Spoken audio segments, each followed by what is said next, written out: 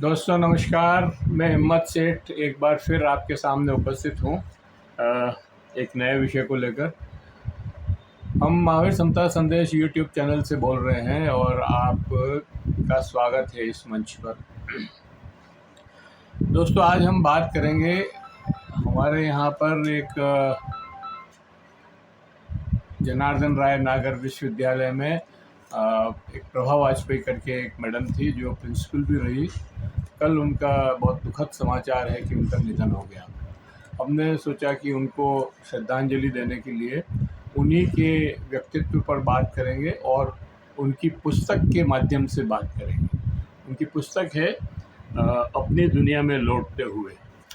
तो ये उनकी पुस्तक है और इसमें 101 पेज की है और कविताएं हैं सब। और इसकी खास बात यह है कि प्रोफेसर नंद चतुर्वेदी ने इसके ऊपर अपनी प्रतिक्रियाएं मतलब टिप्पणी लिखी है।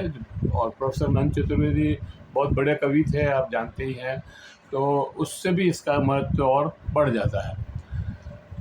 तो इसके ऊपर बात करने के लिए मैंने आज प्रोफेसर हेमेंद्र चंडालिया को बुलाया है और वो आ गए हैं और वो आपसे बात करेंगे क्योंकि वो उनको निजी जीवन से भी परिचित हैं और उनके व्यक्तित्व में बात करने के लिए इन कविताओं के माध्यम से उनसे उचित कोई हो नहीं सकता था। प्रोफेसर हेमेंद्र चंडालिया जनार्दन राय नागर विश्वविद्यालय में प्रोफेसर रहे हैं, डीन रहे हैं, डायरेक्टर रहे हैं और सेंट्रल यूनिवर्सिटी हरियाणा में भी आप वाइस चांसलर भी रहे हैं। तो बीच में मैं अब आपके बीच में ज़्यादा न रहते हुए प्रोफेसर चंडालिया से निवेदन करता हूं कि वो आपको इस किताब के बारे में, प्रभा वाजपेयी के बारे में और उनके व्यक्तित्व के बारे में बात करें।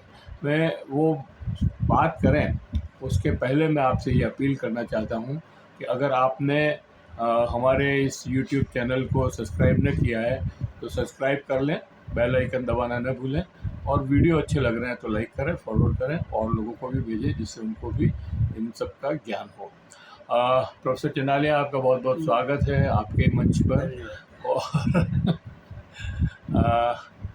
आप हमारे दर्शकों को बताएं कि ये पुस्तक और प्रभा वाजपेयी को जो श्रद्धांजलि हम अर्पित करना चाहते हैं उसका क्या महत्व है। सभी साथियों को नमस्कार। हम लोग इस मंच पर पुस्तक चर्चा के माध्यम से साहित्य की बात पिछले दिनों करते रहे और हमने अभी तक लगभग 4-5 पुस्तकों की बात की है।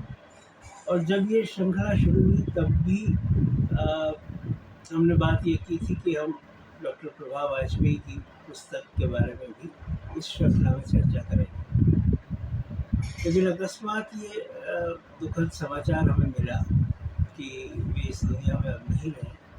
तो एक श्रद्धांजलि स्वरूप आज हम उनका स्मरण कर रहे हैं, उनको अपनी हार्दिक श्रद्धांजलि अर्पित करते हैं और साथ ही उनका जो योगदान साहित्य के क्षेत्र में रहा, शिक्षा जगत में रहा, उस पर ज़रा सी बात हम लोग करेंगे।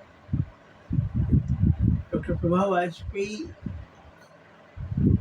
मूलतः जोधपुर की रहने वाली थी। वहाँ उनका जन्म हुआ 1938 में और फिर उनकी शिक्षा दीक्षा कुछ समय वहाँ हुई और राजस्थान विश्वविद्यालय से उन्होंने हिंदी साहित्य में स्वर्ण पदक के साथ स्नातकोत्तर और विद्या वाचस्पति या PhD की डिग्री प्राप्त की।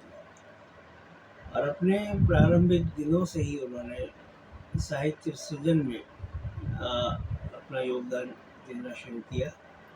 वे कविताएं लिखती थीं, गीत लिखती थीं और उनके 2 कविता संग्रह प्रकाशित हुए। पहला संग्रह शब्द नदी है शीर्षक से प्रकाशित हुआ, जिसको राजस्थान साहित्य अकादमी का सोमलेश जोशी पुरस्कार प्राप्त हुआ। और दूसरा कविता संग्रह अपनी दुनिया में लौटते हुए ये सन 1999 में प्रकाशित हुआ, जब वे महाविद्यालय की अपनी सेवानिवृत्त हो गई थी और 1998 में, उसके बाद 1999 में जयपुर के परिचित प्रकाशन से ये पुस्तक हमारे बीच है। इस पुस्तक को आए भी लगभग 27 साल हो गए। तो ये जो बात हम कह रहे थे अभी सेठ साहब भी कि इसकी प्रासंगिकता क्या है और हम इस पर क्या बातचीत करना चाहते हैं, तो मैं उनकी कविताओं के ही माध्यम से ये कहना चाहूँगा कि उन्होंने जो उस समय लिखा, खासतौर से जो चिंताएं उनकी समाज के प्रति रहीं, वे प्रश्न आज पहले से अधिक महत्वपूर्ण हो गए हैं, पहले से अधिक प्रासंगिक हो गए हैं। संविधान और लोकतंत्र को लेकर के जो उन्होंने कहा, वे प्रश्न इस समय और ज़्यादा प्रमुखता के साथ हमारे बीच है। तो विस्तार से हम जब बात करेंगे इस पुस्तक के बारे में, तो उन सारे सवालों को उनकी कविताओं के माध्यम से समझने की चेष्टा करेंगे। एक व्यक्ति के रूप में यदि आप देखना चाहें तो डॉक्टर प्रभा वाजपेयी एक बहुत ही सुसंस्कृत और उच्च आदर्शों वाली प्राध्यापिका और प्राचार्य रही। उनका रहन सहन, उनकी भाषा, उनका अपने सहकर्मियों के साथ व्यवहार, विद्यार्थियों के साथ उनका व्यवहार बहुत ही अपनापन लिए हुए था और बहुत ही एक उच्च सांस्कृतिक चेतना से युक्त उनका व्यक्तित्व था। साहित्य के प्रति उनका अनुराग प्रारंभ से ही हमको देखने को मिलता है। वे 2 बार राजस्थान साहित्य अकादमी की सरस्वती सभा की भी सदस्य रही। तो इस तरह से हिंदी साहित्य के प्राध्यापक के रूप में भी और एक साहित्यकार के रूप में भी उनका जो योगदान है समाज को, उसको रेखांकित किया जाने की आवश्यकता है। जो पुस्तक मैं आपके सम्मुख प्रस्तुत कर रहा हूँ, अपनी दुनिया में लौटते हुए, उसका शीर्षक ही हमको ये बताता है कि संभवतया लगभग 40 साल के अकादमिक अपने करियर के बाद, सेवानिवृत्ति के समय संभवतया वे अपनी दुनिया में लौट रही हैं, अपना घर परिवार, अपना चिंतन, अपना स्वाध्याय और अपने लेखन की। और इसलिए ये जो कविताएं हैं, ये कविताएं शब्द नदी है के बाद की जो उनकी यात्रा है, उस यात्रा का एक तरह से चित्र।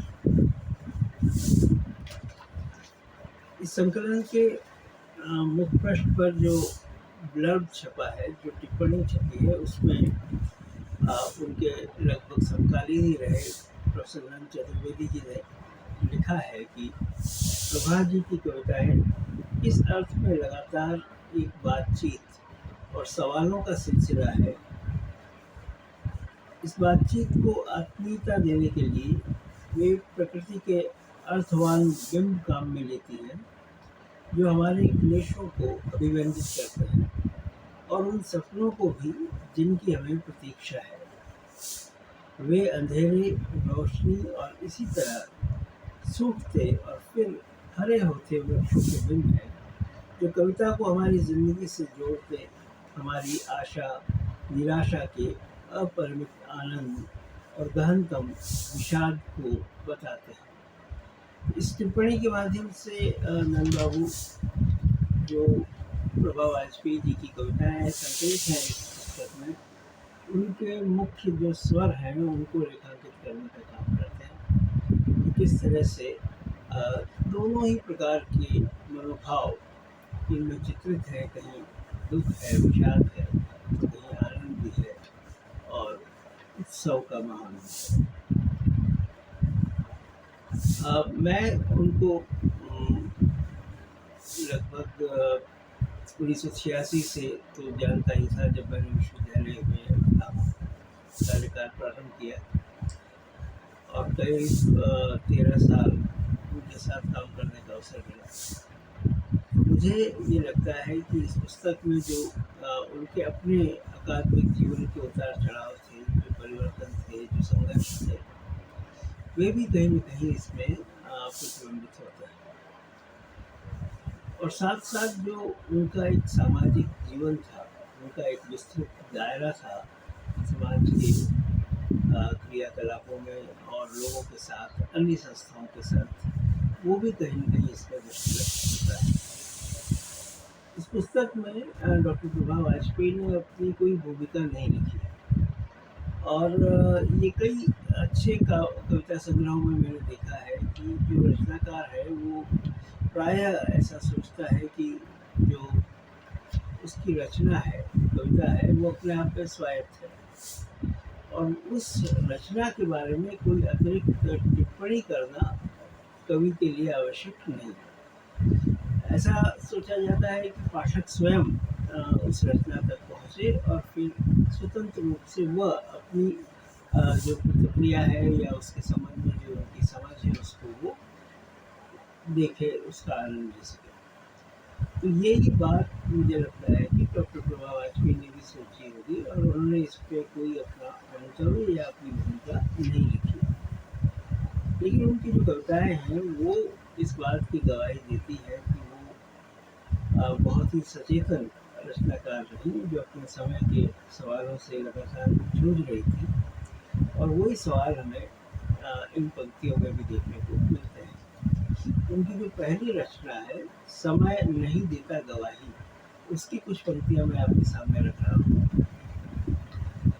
इस रचना में वो लिखती हैं, रचना के स्वायत्त क्षणों में एक प्रार्थना का एकांत, कुछ हरी कोपले, चिड़िया के पंख, लाल सुर्ख फूल, हथेली में दबे कुछ शब्द, सब एक साथ होते हैं।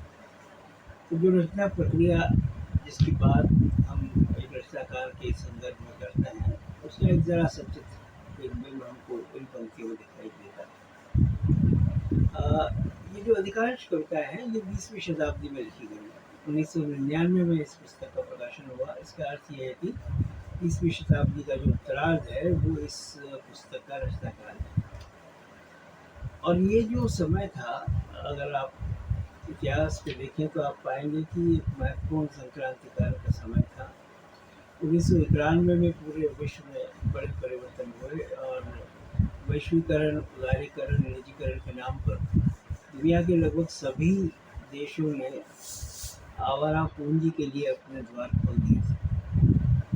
पूंजीवाद के ये एजेंट मायावी प्रलोभनों के माध्यम से जनमानस को लुभाने में सफल हो रहे थे। इस बात को डॉक्टर प्रभा वाजपेयी अपनी एक कविता में लिखती है। आज आए थे वे लोग, ये कविता का शीर्षक है और इस कविता में इन्हीं ताकतों की ओर वो इशारा करते हुए कहती है, सफ़ेद पोशाकों से लकदक सख्त जबड़ों वाले वे लोग निर्विकार बांट रहे थे अपने झुंझुने। उनकी कमीज़ों के पीछे छिपी थी रक्त सनी आकृतियाँ। उनके हाथ नहीं, केवल चेहरा ही चेहरा था। वे लोग ऊंचे खुरदरे लंबे जूते पहने थे। पीछे की भीड़ नंगे पैर भाग रही थी इन मायावियों के पीछे। तो ये जो एक आकर्षण और एक किस्म का छद्म आकर्षण पैदा किया पूंजीवाद के इस आगमन ने भारत में और भारत जैसे अन्य देशों में, जिसमें एक झूठी चमक दिखा करके लोगों को चौंधिया दिया गया और वे अपने जो एक विवेक सम्मत जीवन के निर्णय थे उनसे अलग होकर के इस मायावी आकर्षण का शिकार हो गए। डॉक्टर प्रभा वाजपेयी उस आकर्षण को चिन्हित करते हैं अपनी इस कविता में। अन्य कविताओं में भी वे कई महत्वपूर्ण प्रश्न उठाती हैं। इसमें लगभग 45 कविताएं हैं और इन 45 कविताओं में जो विकास है, जिस तरीके से गांव से शहरों में पलायन है, शहरों के भीतर होने वाली तब्दीलियां हैं और एक किस्म का अमानवीकरण और मशीनीकरण हमारे जीवन में आया है, उन सब के चित्र कहीं न कहीं देखने को मिलते हैं। उनकी एक कविता है जो बहुत प्रसिद्ध हुई, जिसका नाम है वयस्क होता शहर। इस कविता की जो पंक्तियाँ हैं वो भी अपने आप में बहुत ही महत्वपूर्ण हैं। अ, शहर में अब हम अपनापन, प्रेम और सद्भाव जो खोते चले जा रहे हैं, इसके प्रति उनकी चिंता है। न सिर्फ व्यक्ति अपनी पहचान खो रहे हैं, अपितु पूंजीवादी विकास में शहरों की पहचान भी खो गई है। इस कविता में वे लिखती हैं, इस शहर में सब कुछ बदल गया है। अब ना ही कोई चेहरा है और ना कोई नाम। सिर्फ दिखाई देती है चौराहे के बीच एक धधकती आग, दिखाई देता है एक अनंत बेगानापन, एक उपेक्षा और करुणा। इन सब से ऊपर एक यक्ष प्रश्न, कहाँ है मेरी जगह, मेरा अर्थ। एक और कविता है जिसका शीर्षक है युद्धरत लोग। वह भी इसी प्रकार जो आम जनमानस है उसके सवालों को प्रतिबिंबित करने वाली कविता है। इसमें एक निरंकुश तानाशाह के दम और कुटिलता के कारण युद्ध में झोंक दिए जाने वाले निरीह लोगों की पीड़ा है। युद्धरत लोग, इस शीर्षक कविता में वो कहती हैं, इसमें फंसे लोग नहीं जानते कि वे यहाँ क्यों, किस लिए हैं। फिर भी वे युद्धरत हैं, अपने को बचाए रखने के। इस संकलन की एक और कविता बहुत प्रसिद्ध हुई थी। उसका शीर्षक था मन नहीं है तो मत गाओ।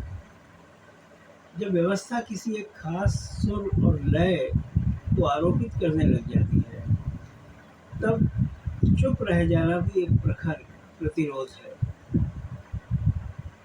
डॉक्टर प्रभा वाजपेयी इसी तरह के प्रतिरोध का आह्वान इस कविता में करती है। मन नहीं है तो मत गाओ, जरूरी नहीं है सुर में सुर मिलाना। बेसुरे गाने से बेहतर है चुप रह जाना।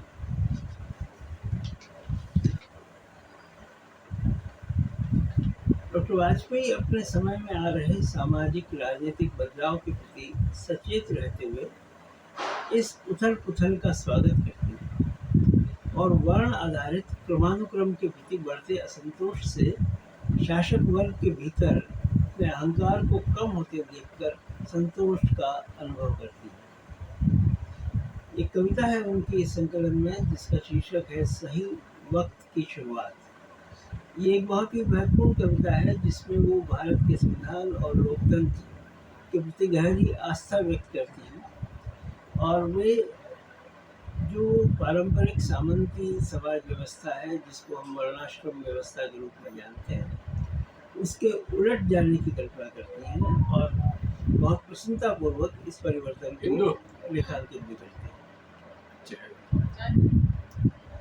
वे इस कविता में कहती हैं कि शास्त्रों की व्यवस्थाएं, बुजुर्गों की सावधानियां, सब कुछ यहाँ बेकार हो जाता है जब गांधी या अम्बेडकर के संकेतों की भाषा को समझने लगता है आम आदमी। कविता के अंत में वे कहती हैं, किंतु इतना तो हुआ कि तन कर चलने वाले आदमकद लोग थोड़ा झुक कर चलने लगे थे। तो ये जो एक परिवर्तन अभिजात वर्ग में, शासक वर्ग में वे देखती हैं और उससे बड़ा संतोष अनुभव करती हैं। ये एक बहुत महत्वपूर्ण पहचान है उनके अपने व्यक्तित्व की भी, कि जो एक सनातनी पारंपरिक वर्णाश्रम व्यवस्था है उसके उलट जाने की भी उन्हें कोई ज़्यादा चिंता, परवाह या दुख नहीं है, बल्कि अम्बेडकर और गांधी के जो सिद्धांत हैं जो हमारे संविधान में परिलक्षित होते हैं, उनके क्रियान्वयन को देखते हुए, उनको ज़मीन पर उतरते हुए देखते हुए वे प्रसन्नता का अनुभव करते हैं। और बहुत सारी कविताएं हैं, लेकिन हमारे पास समय भी इतना नहीं है, सिर्फ उनका उल्लेख मैं करूँगा यहाँ। इसी भावभूमि की कुछ और कविताएं हैं जिनका शीर्षक है मामूली लोग, साक्षी है समय, सूर्य उठना शेष है, वापसी, नाउम्मीदी की बशार आदि। मेरा ये मानना है कि अपने प्रकाशन के लगभग 27 वर्ष बाद भी ये सारी कविताएं इस संकलन को और अधिक प्रासंगिक बनाती हैं। उनकी कविता लौटेगा मनुष्य भी एक दिन की पंक्तियों के साथ मैं अपनी बात समाप्त करूंगा, जो डॉक्टर वाजपेयी के प्रबल आशावाद को अभिव्यक्त करती हैं। वे कहती हैं, फिर भी हताशा के इस समुद्र के पास लौटेगी हवा, लौटेगी धूप, लौटेगा आकाश, मुझे उम्मीद है लौटेगा मनुष्य भी एक दिन। इस प्रकार ये जो पुस्तक है, अपनी दुनिया में लौटते हुए, इसके माध्यम से हमने पुनः कोशिश की कि हम डॉक्टर विभा वाजपेयी को याद करें उनकी रचनाओं के माध्यम से। रचनाकार कभी उसका अंत नहीं होता है, उसकी कभी मृत्यु नहीं होती, वह जीवित रहता है अपने रचनाओं में, और हमेशा हमेशा के लिए उसकी आवाज़, उसकी कविताओं में, उसकी रचनाओं में हम सुन सकते हैं। बहुत बहुत धन्यवाद। इसी लाइन के साथ हम इस वीडियो को समाप्त करेंगे। एक बार पुनः हम उनको श्रद्धांजलि अर्पित करते हैं और आशा करते हैं कि उनको जो है अच्छी सद्गति प्राप्त हो। अगर आपने अभी तक भी हमारे YouTube चैनल महावीर समता संदेश को सब्सक्राइब न किया है तो सब्सक्राइब कर लें, बेल आइकन दबाना न भूलें, और वीडियो अगर अच्छा लगे तो लाइक करें, फॉरवर्ड करें और अपने साहित्यकार मित्रों के पास भी भेजें, ताकि इस कविता की और इस किताब की और लोग भी चर्चा करें। जय हिंद, जय भारत। मिलते हैं फिर किसी और वीडियो के साथ। जय हिंद।